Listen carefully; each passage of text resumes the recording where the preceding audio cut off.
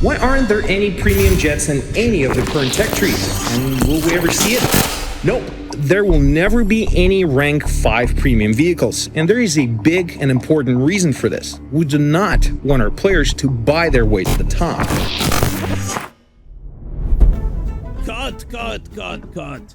That wasn't convincing enough. We really want our players to know we have strong morals that won't be swayed by money. Yes. Okay, and maybe add the thing we talked about skill. Yes, that's good. Yes. You can only get there through skill and dedication. Slop. Low effort, mass-produced content that lacks artistic value or meaning. Every live service game you've ever loved that died the same way.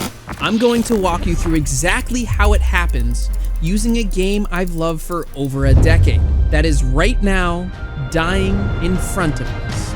War Thunder has a slop problem.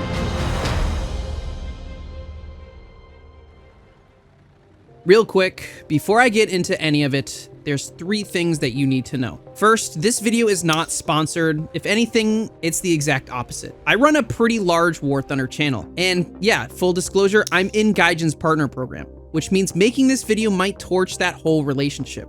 I'm doing it anyway. I'll get into why at the end, but going in, just know not one word of this is really safe to say. Second, this isn't a hate video, and it's not just me crying on the internet. I want to make an actual argument that this game is dying for a few specific fixable reasons. And I'm going to show you the receipts for every single thing I claim, but somewhere in there, I'm going to flip the camera around on us. Because part of this genuinely is not Gaijin's fault. Part of this is on you and me. And third, I'm not gonna dump all this on you and leave you furious with nowhere to put it. Right now, everyone who's fed up with this game is screaming in their own little corner of the internet. A Reddit post, a forum rant, some comment no one's even gonna read. Thousands of us all yelling separately, all easy to ignore. But by the end, I want to hand you one thing that this community has never really actually had. A plan, a voice, and proof that when we use it, the snail ultimately folds. Let's start where it all went wrong. The treadmill. Here's the idea everything in this video is based off of. War Thunder was never really kept alive by being fun. For like 10 years, it ran on 3 things that just felt like fun. 1, a constant drip of shiny new vehicles that gives that little dopamine hit every update. 2, a grind so brutal that quitting feels like throwing away everything that you built. And 3, good old FOMO, which is how they get your wallet open. New toys, sunk cost, fear of missing out. That's the treadmill. And notice, not one of these is actually fun. They're pretending to be fun.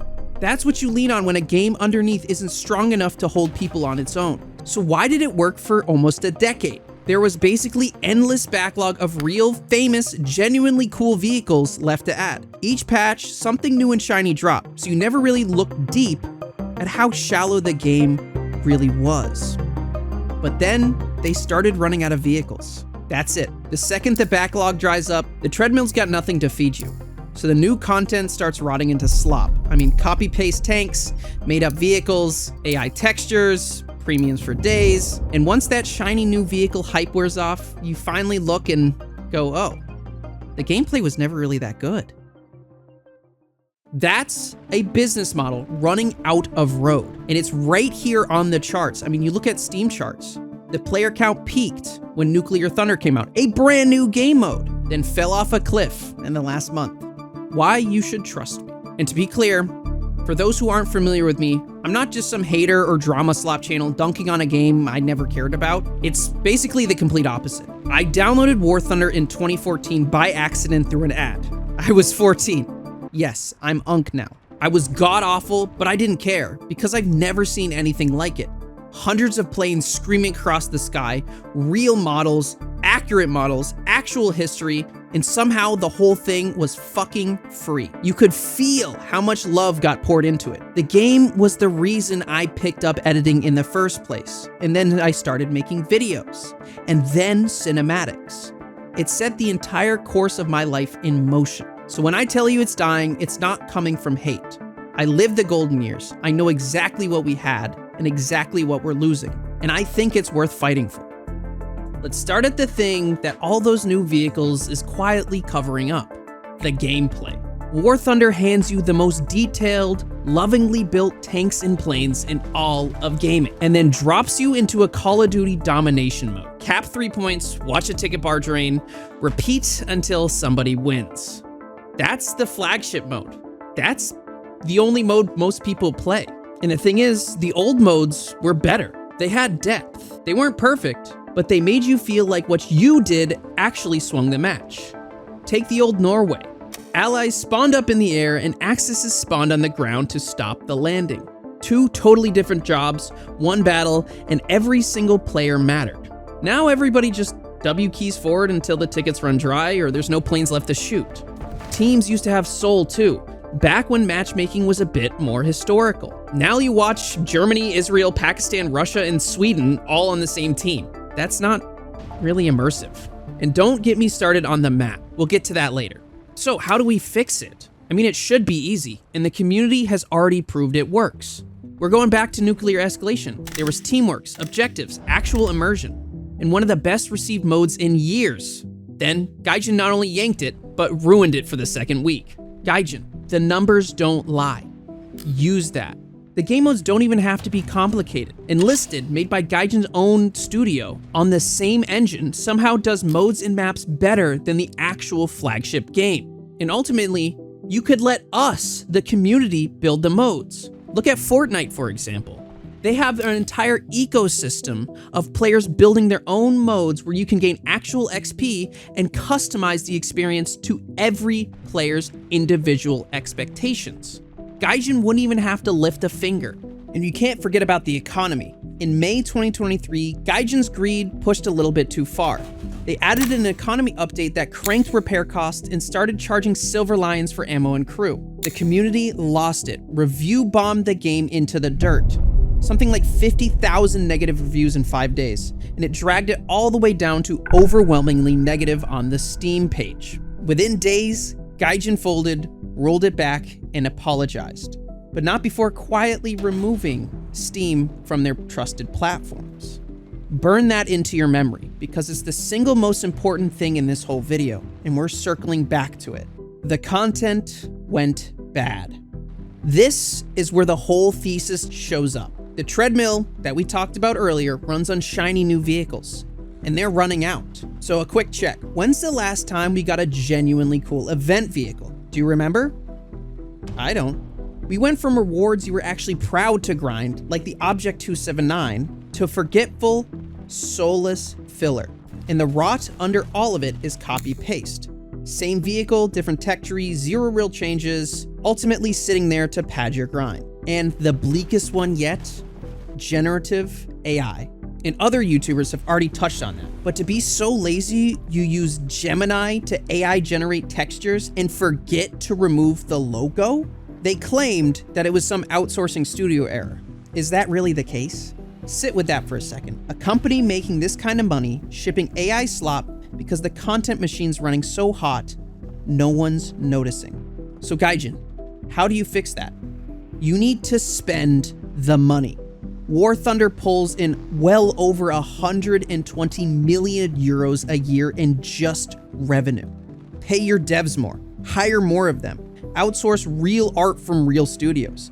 Pour that money back into the game instead of into somebody's pocket. And they'd probably make more money than they do now bleeding it dry. Then ban copy-paste vehicles outright, cap how many premiums can drop per update, and make the events worth grinding again. Oh, and those copy-paste premiums that just keep coming back no matter how hard the community pushes, hold that thought. There's a reason it never dies, and that reason isn't only Gaijin. So, we've covered the gameplay's thin, the grind's brutal, the rewards are stale. You'd at least hope the stuff they do add is fair, right? Well, about that. I know Russian bias jokes have been beaten to death. I get it. It's become a meme, but there is a recognizable pattern. And I'm gonna be careful here because no game's ever gonna be perfectly fair, but that's not what I'm asking for. Volumetric heavily favored specific vehicles. Yak 9Ks with 45mm cannons that fly like nimble little fighters and pack APHE rounds that never actually got used. and Russia getting the best anti-air and the best ground attack plane. NATO bug reports rotting in the backlog while their turret baskets quietly get nerfed. And they're out buffing relic armor. BMPT, BMPT, BMPT, BMPT. The vehicles aren't really the part that scares me. It's how they decide what's true. Granted, I'm not very familiar with this side of War Thunder, so I took some time to research it. Back in December 2023, they rolled out Spallinders. Russia's T-90M got one, while the whole wave of NATO reports got slapped with not a bug. The backlash got so loud that Gaijin themselves had to post an official response admitting those reports were marked wrong, calling it miscommunication, and promising to fix the NATO tanks too. And then there's a pattern people have been documenting for years. Russian sources get accepted for Russian vehicles, but pull out any unclassified NATO manual and suddenly it's not good enough for evidence. Right up until the change would actually make NATO gear competitive. The fix? The same standard for every vehicles.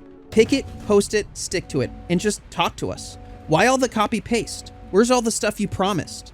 And why are you so dead silent on so many of the issues? Silence is what makes the next part sting so bad. It genuinely feels like nobody at Gaijin even plays this game. The neglect. Naval. Basically abandoned.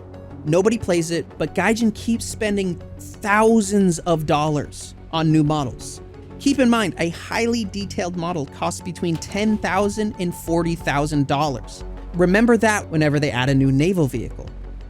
Infantry. No one really wanted infantry, and their implementation of it is awful. I've been playing FPS games for over 15 years, and infantry is the most archaic, unintuitive, clunky, and frustrated game to play. Why are they spending so much money on infantry when the actual state of the game is the worst it's ever been? But I think I pieced it together.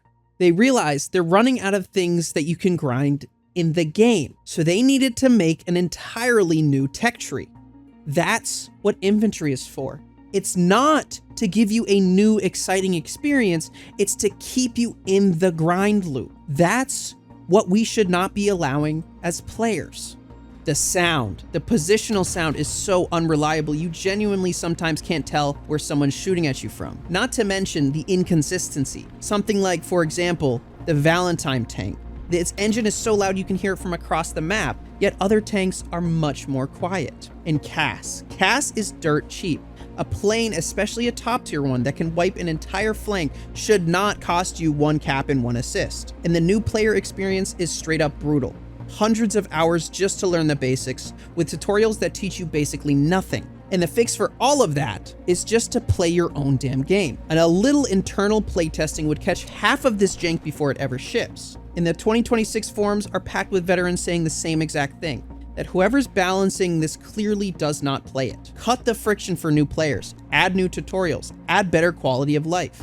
Bring back the generosity. A game that's actually fun and welcoming is a game people are happy to throw money at. So, that's the case against Gaijin. Now, I gotta turn the camera around on us.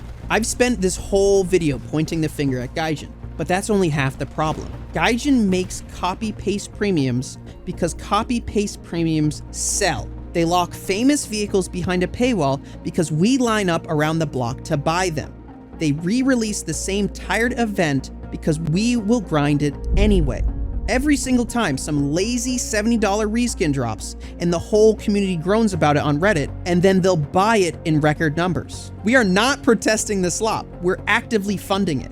We're telling Gaijin, in the only language a business actually speaks, yeah, do it again. A company has zero reason to fix a formula that's printing money, none. Why would they spend more making something original when we will happily pay the same price for a copy? From where they're sitting, the slop is not a screw up. We trained them to do this. And I'm not preaching at you from some high horse. I bought premiums I knew were lazy because I wanted the vehicle. We've all done it. That's the point. The complacency is the engine.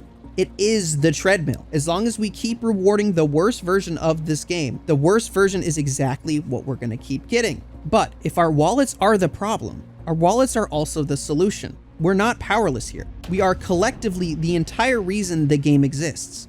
And the day we decide to spend differently, together, unified, we stop being the engine behind the slop, and we become the thing that finally kills it. Which brings me to the only part of this video that actually matters. Remember May 2023, that callback? When Gaijin pushed the economy too far, and for once, the community didn't just whine about it, we finally moved together.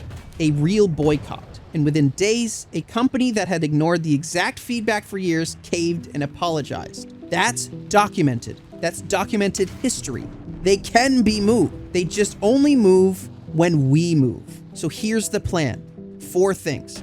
None of them going after anybody. Number 1. Vote with your wallet, but be surgical about it. Stop buying the slop. Do not pre-order the copy-paste premium. Don't grind yourself into the ground, but keep supporting the stuff they actually get right. The original vehicles, the real content, the stuff somebody clearly cared about. This isn't stop spending money on War Thunder. It's we will happily pay for quality and we will not pay a cent for laziness. That one distinction is the loudest thing you can possibly say. Number 2, put your feedback somewhere where it actually counts. Gaijin can scroll right past a Reddit thread. It's a lot harder to ignore a suggestion on their own forums sitting at 10,000 upvotes. Upvote the good ideas, fill out the surveys, write honest, specific Steam reviews, say what's broken and say what you love. Make it impossible to miss. Number 3, unification. The only reason nothing ever changes is we're scattered across 100 corners of the internet, and scattered anger is simply noise. So share this video, not because it's mine, I do not care about that, but because it gives us somewhere to point and go, this is what we're saying together. One clear, repeated, specific message beats 10,000 separate screams every single time. Number 4, and this is extremely important, keep it clean. Aim all of this at the decisions and the management, never at the actual developers. They're mostly just people doing a hard job inside a broken system. Do not harass. Do not witch hunt. The second we turn toxic, we lose the moral high ground and we become the bad guys. We do not need to stoop to that because honest is more than enough. And let's be crystal clear on what we're asking for. We're not asking for the moon. We're asking for a couple of things. Put the profits back into the game. Kill the copy-paste premium slop. Increase the standard of the game modes. Make new game modes. Make fresh game modes. Stop putting money where it doesn't matter. Cancel infantry. Cancel naval. And give us real reasons to play that aren't just grind. So, why am I willing to risk my partnership over this? Because running one of the biggest channels in this community means I've got something most of you frustrated players don't. A microphone and enough cover to actually use it. And if I'm not willing to put a sponsorship on the line to say things tens of thousands of you have already been screaming for years, well, then what the hell is all of this even for? I'd rather lose the partnership than sit here quiet and watch the game I built my entire life around rot from the inside. And to every other creator watching this who's been too scared to post their honest opinion because they didn't want to lose their sliver of access, make the video. The more of us, the better. Say the thing. You don't need anybody's permission, and you are not alone anymore. One creator voice is easy to ignore. 50's a conversation. 100 is a movement Gaijin can't pretend it did not see. We are not powerless. We never were. We've just been scattered and exhausted and treated like a wallet instead of an actual player. But you're the entire reason this game exists, which makes you the only thing that can save it. None of us want War Thunder to die. We want it to remember what it used to be. The most passionate, soul-filled game all of us fell in love with. No slop. So let's stop funding the slop and stop screaming into a void alone. This game can still be great, but this time, it's not all on Gaijin. It's on us, too. If you enjoyed this video, please hype it up as it reaches a broader audience. Please share it with some friends, and please add your own thoughts, because although I did a ton of research in this video, I'm sure I missed some. Thank you for watching.